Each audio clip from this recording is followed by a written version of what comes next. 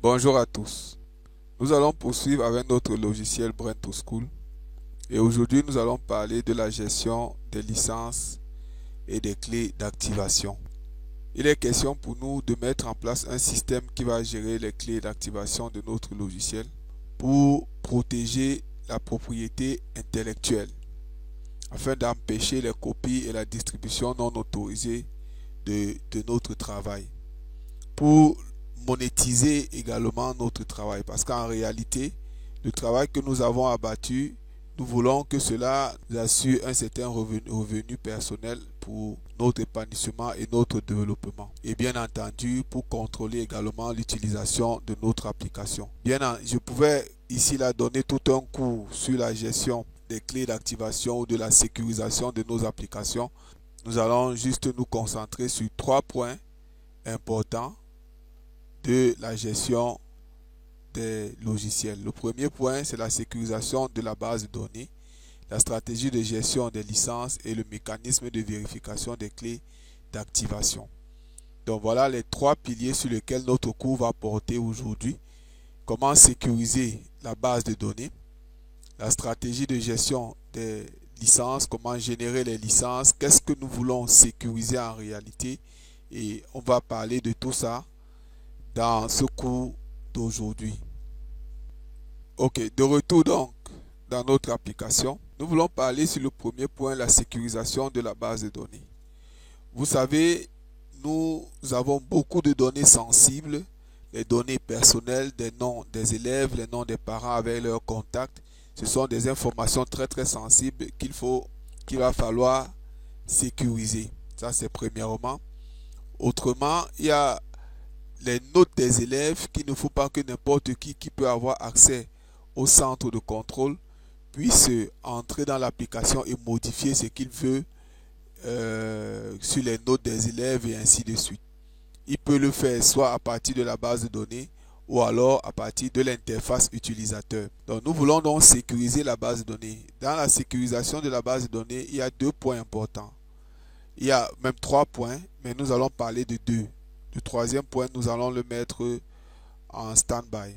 Le premier point important, c'est le renommage des fichiers de données. Tel que vous voyez notre base de données Brain2School, tous les fichiers là ont des noms qui sont identifiables et remarquables. Et on peut facilement entrer partout là pour ça. Si on veut par exemple les élèves, on sait qu'on va aller sur une table qui s'appelle élèves comme celle-ci. On double-clique et là directement on va voir la liste des élèves s'afficher avec leurs photos et ainsi de suite. Donc le premier point consiste à renommer tous nos fichiers de manière à ce que quand il va s'installer chez le client, que le client ne sache pas quel fichier renvoie à quoi. Regardez un peu, lorsque vous voyez cette base de données ici, vous voyez, voilà tout ce que le client voit, LY01, 02, ainsi de suite. En fait, quand il voit comme ça, il ne sait pas à quoi renvoie chacun de ces LY là. Donc ce sont des codes que moi j'ai saisis dans mon application, que je peux identifier personnellement, mais le client ne peut pas identifier. Donc la sécurisation de votre application passe également par la sécurisation de votre base de données sur ce principe-ci. Premièrement, le deuxième point de la sécurisation de la base de données, c'est le verrouillage des fichiers. Par exemple, si quelqu'un vient ici, vous connaissez que LY011 renferme, lorsqu'il va double-cliquer, il y a un mot de passe qui lui est demandé. Et s'il ne tape pas le bon mot de passe, alors il ne peut pas avoir accès à ce fichier-là. Donc, c'est le deuxième point qui est important pour sécuriser votre base de données. Par exemple, si vous venez ici, là, vous cliquez sur n'importe quel fichier, vous pouvez l'ouvrir et avoir accès aux informations sensibles de l'application.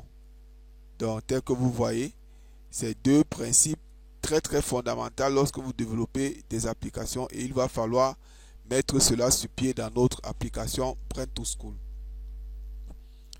Ça, c'est pour la sécurisation de la base de données. Le troisième point de la sécurisation de la base de données, c'est le hachage ou alors le cryptage des informations. Bien, là-bas, je pense que tout le monde peut le faire. Il utiliser la fonction crypte lors de l'enregistrement et lors de l'affichage, la fonction décrypte pour que les informations dans la base de données soient cryptées. Bien, maintenant sur le point de la stratégie de gestion des licences et des clés d'activation, vous devez connaître quelle stratégie vous voulez mettre en place. Il y a plusieurs stratégies à mettre en place lorsqu'on veut sécuriser une application. La première stratégie est basée sur les clés d'activation. Les clés d'activation, c'est-à-dire qu'il y a plusieurs manières de le faire. Vous pouvez donner des clés d'activation à un utilisateur, une clé mensuelle, une clé pour 30 jours, une clé annuelle, une clé perpétuelle ou illimitée. Ici, c'est la licence qui est basée sur les clés d'activation. C'est-à-dire que chaque client va recevoir de vous une clé. Maintenant, le deuxième point de la stratégie de gestion, c'est la licence basée sur le nombre d'utilisateurs.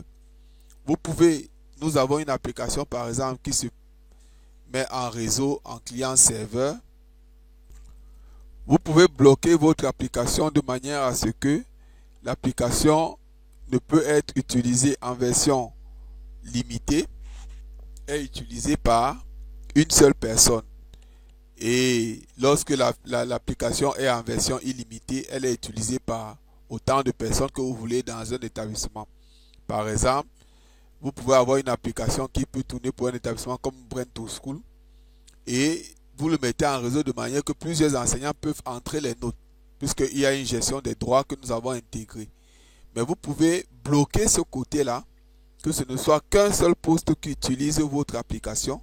Vous pouvez donc bloquer ça et il faut que le client demande une clé d'activation pour que vous veniez ouvrir ce côté-là. Donc c'est un autre modèle de gestion. Il y a également un mode de licence qui est basé sur les fonctionnalités. C'est-à-dire que vous livrez votre application en bloquant un certain nombre de fonctionnalités. Vous pouvez peut-être limiter même, dans le cadre de Brain2School, vous pouvez limiter le nombre d'élèves qu'on peut enregistrer dans l'application. Vous pouvez limiter donc ce nombre d'élèves et ainsi de suite. C'est à vous de voir ce que vous voulez faire en termes de fonctionnalité. Vous pouvez faire que, ok, on n'imprime pas les bulletins, on peut saisir les notes, on n'imprime rien. Vous pouvez bloquer également ça, jusqu'à ce que l'utilisateur peut tout faire dans l'application, mais il ne peut rien imprimer, pas de liste de classes, pas de bulletins de notes, pas. Bref, vous bloquez à ce niveau-là. Et ça oblige à l'utilisateur de vous appeler et pour que vous puissiez ouvrir toutes ces fonctionnalités. Vous pouvez intégrer également tout cela, faire un melting pot dans une application et vous dites que vous allez gérer les clés d'activation qui vont limiter le logiciel sur un temps, sur une période. Vous pouvez gérer également le nombre de postes, tout ça, vous pouvez intégrer ça. C'est à vous vraiment de voir. Maintenant, passons sur le troisième point, le mécanisme de vérification des clés d'activation.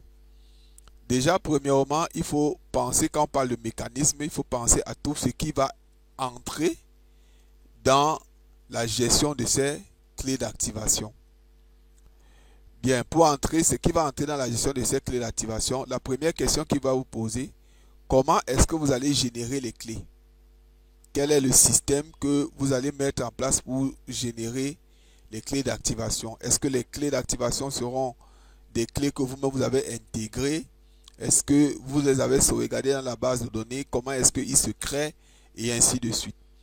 Maintenant, ces fichiers qui sont stockés dans la base de données, comment est-ce qu'ils sont sécurisés? Vous devez penser à ça. Comment les fichiers dans lesquels sont enregistrés les clés d'activation, comment est-ce que ces fichiers sont sécurisés? Vous devez penser à ça, c'est le deuxième point pour les mécanismes. Le troisième point dans les mécanismes, c'est comment les intégrer dans l'application. C'est-à-dire que les clés sont là, les clés sont déjà stockées. Mais maintenant, si une personne n'a pas la clé, qu'est-ce qui se passe dans l'application? Donc vous devez penser également à comment est-ce que les clés vont ouvrir soit une porte, ouvrir soit le nombre d'enregistrements, ouvrir, et comment est-ce que vous allez placer les codes pour pouvoir gérer tout ça. Ça, c'est l'intégration dans l'application. Et en dernier lieu, c'est l'interface, mettre en place des interfaces utilisateurs pour gérer, pour permettre à l'utilisateur d'entrer les notes. Ou alors, je veux dire d'entrer les clés d'activation. Pour permettre à l'utilisateur d'entrer les clés d'activation. Donc, vous devez prendre également tous ces paramètres en compte lorsque vous voulez définir vos clés d'activation. Donc, voilà de manière globale comment est-ce qu'on peut mettre sur pied un système de gestion des licences et des clés et les divers points à prendre en considération. Ceci étant, nous allons donc travailler dans notre projet Brain2School pour mettre tout cela en place. Nous allons premièrement commencer avec le renommage des fichiers de données et la clé de verrouillage des fichiers de données. Donc, pour faire le renommage de nos fichiers de données, là, nous allons revenir dans l'analyse. Et à partir de l'analyse, on va cliquer sur ce point pour afficher nos fichiers de données comme ceci. Bien, vous allez faire très attention. Ici, c'est le nom. Ce nom-ci, c'est le nom qui est utilisé dans le code. Le nom là, c'est celui qui est utilisé dans le code. Ça, c'est le libellé, c'est-à-dire que la signification que vous voulez donner à ce nom-là, vous pouvez le mettre ici. De manière, par défaut, WinDev a directement tapé le nom que vous avez donné. L'entité, c'est un accent jour. Maintenant, le nom sur le disque, c'est lui qui est l'élément le plus important. Le nom sur le disque, c'est celui qui va donc être, c'est le fichier qui va être généré chez le client. Et c'est celui-là qu'il faut changer. Ça fait que vous n'allez pas changer les codes. Ça va toujours s'appeler, sur votre code, ça va toujours s'appeler absence jour.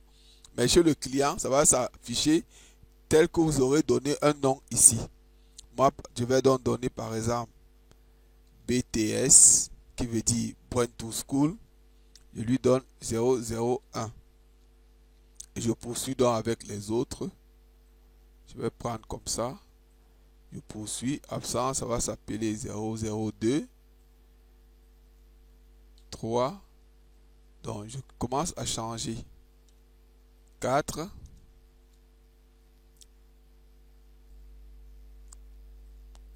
Ok, j'ai dû mettre pause sur la vidéo pour pouvoir avancer.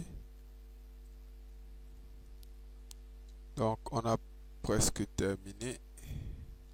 6, 7,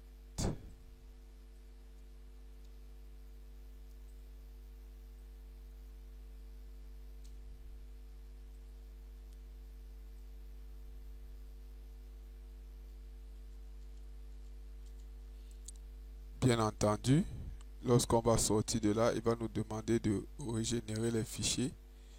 Nous allons donc régénérer les fichiers et directement dans notre centre de contrôle, il va changer tous les noms des fichiers. On va lui donner le code qu'il faut. Voilà, vous voyez. Ok, donc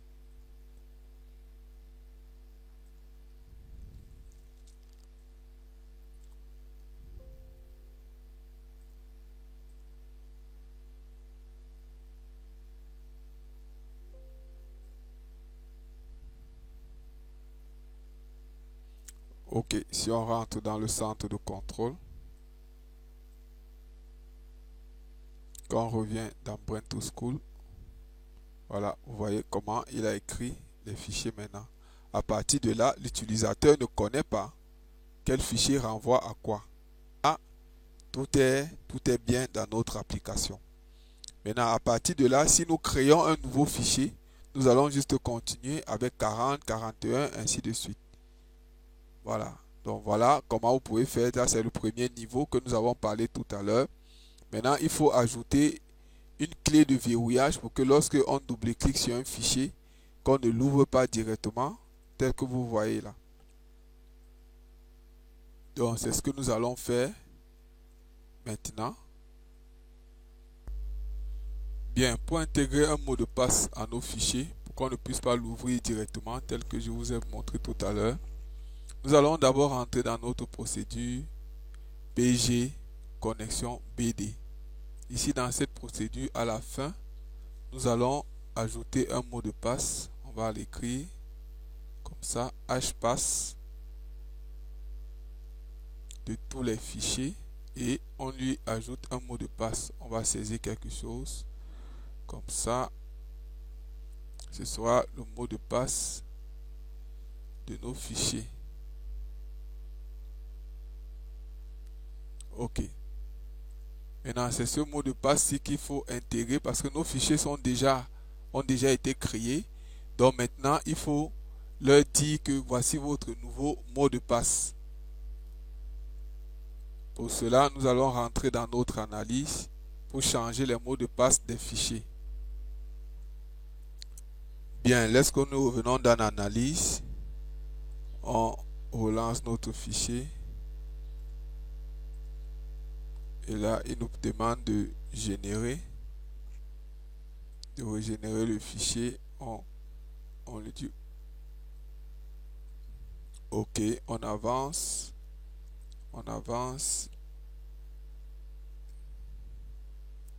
Donc maintenant, il nous demande de donner le mot de passe des fichiers. Donc nous allons sélectionner tous les fichiers et on donne le mot de passe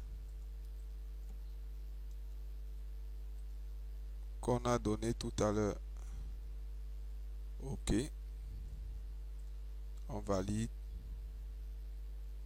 Si on veut, on peut changer même ce mot de passe. Que vous voyez comment ça se passe. Vous sélectionnez tout, vous cliquez sur la première case et vous tapez le nouveau mot de passe. Lorsque vous validez, c'est bon. Voilà, il va générer les fichiers maintenant avec le mot de passe. L'opération étant terminée, on rentre dans notre... Voilà, si on se met ici, on demande ouvre. Voilà, vous voyez, là, il demande le mot de passe. On ne peut plus entrer dans les fichiers n'importe comment. Ok, c'est aussi un autre moyen de sécurité que nous devons intégrer dans notre application pour que l'utilisateur n'ait pas à entrer dans les fichiers n'importe comment. Vous voyez, là, quand je tape le mot de passe, il s'affiche. Maintenant, cette ligne de code que nous avons ajoutée ici, elle est importante parce que si vous ne l'ajoutez pas, votre application ne va plus se lancer. Chaque fois qu'il va vouloir ouvrir un fichier, il va demander quel est le mot de passe de ce fichier. C'est pourquoi on tape ce code-ci, hpass de tous les fichiers, mot de passe que nous avons saisi. Et ce mot de passe, il doit correspondre au mot de passe que vous avez tapé dans l'analyse. Ok, merci d'avoir suivi cette vidéo. Nous allons poursuivre dans le deuxième et le troisième point.